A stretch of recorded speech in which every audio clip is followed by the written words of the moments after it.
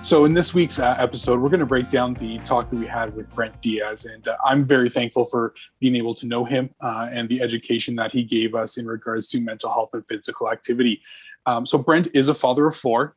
So I kind of want to take something and spin it to you guys, because I don't have kids, but it's a question that I think you guys could answer. And a lot of our listeners could probably really resonate with. So my question to both of you in this week's Huddle is, has sport changed when you look through the eyes of your kids versus how you used to look at it before? Jackie, let's start with you. Well, that's a great question. I hate this. Back in the 80s, you were called tomboys, and I was a tomboy. I hate being called a tomboy, but I love sports, and it shaped me who I am. I love the competitive. I love the camaraderie. I love the pushing myself, and I was never good at it at all. But I grew up playing ringette. And interestingly, I wanted to play hockey, but I couldn't because I was a female in the 80s. And so when you're a female, you have to play ringette. And I really saw that gender divide. And I never really appreciated it, but I grew up, and I hate saying this now looking back as a 50-year-old, I really got the sense that women weren't very good at sports and women shouldn't participate in sports because men were obviously better. And I was told that as a kid. And looking back, I'm like, man, girls nowadays, like, you go girls, you wear, try and keep up with them, like the logos and stuff that they wear, because women are just as good in sports. And I've really embraced that now in my life. I never thought that I would advocate for my sex, but I do. And it's really important that, sports is a great opportunity to empower women.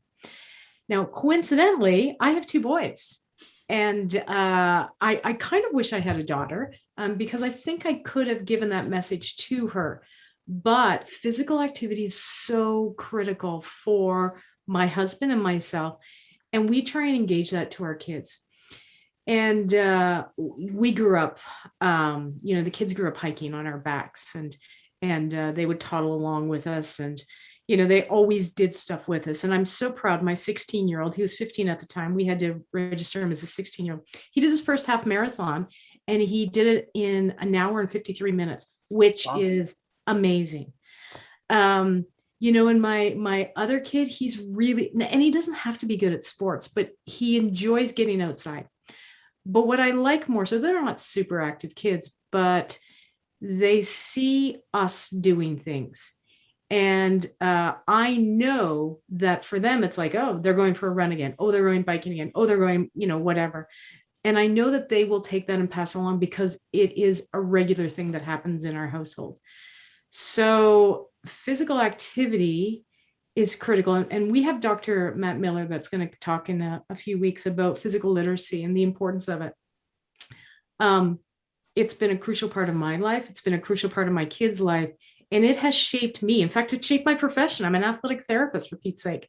It shaped me in everything. I could go on and on, but I won't. So, Jess, how about you?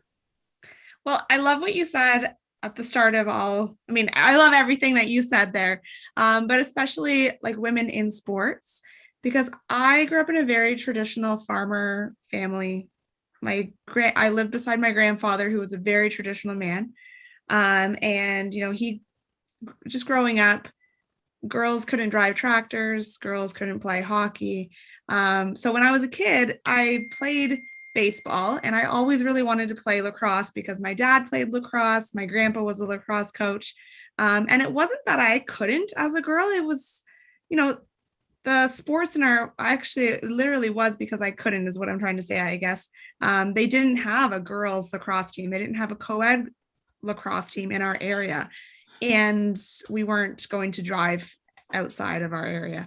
And I think that's just the way things were in the 90s. And I'm really glad that it's changed a lot. So yeah, I grew up playing baseball. I grew up playing basically every sport in high school and like public school. Wanted to try everything out to figure out what I liked. And I realized I personally didn't like a specific sport. I just like trying different things. And I think that feeds into the way that I'm kind of raising my son too. I want him to be able to choose what sport he wants. I don't want to be able to tell him what sport he's going to like. So he's 6 and he's tried tennis, he's tried yoga, he's tried baseball and lacrosse. And I was just so happy when I brought him to lacrosse that there were girls on the team, because I think that sport is really important. And it's just everyone is more aware how important it is, no matter what gender it is, that there's sports available, more so now than when I was growing up. And I think that's really, really important. Yeah, so that's kind of my take on things in a nutshell. Actually, when I played sports in the 90s, we had 2 girls on our football team, and it was a flag football team, but we were in full uniform, like helmets, shoulder pads, pants, everything. And these 2 girls would dominate in tackling. Like, you're pulling the flags. At the end of the game, they're like, whoa, whoa, whoa, whoa. What do you mean? These are girls? And you're just like, no, they're my teammates, and we kicked your butts. And I think for me, that was probably the most important thing. And once we got to like physical contact, they changed the rules, which, I mean, at the time I was like, oh, that makes sense. But now I'm just like, if they want to play, they want to play. Like, I have no shame in having anyone.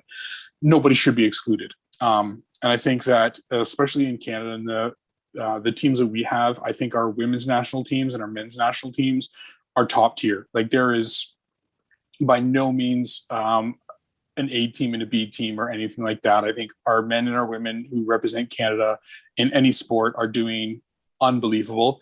And I'm very thankful for this country and the way that they represent sports. So I'm very happy about that. So when you guys raise your sons, do you have them look at female athletes and male athletes differently, or are they just athletes? Like, if you were to talk to them?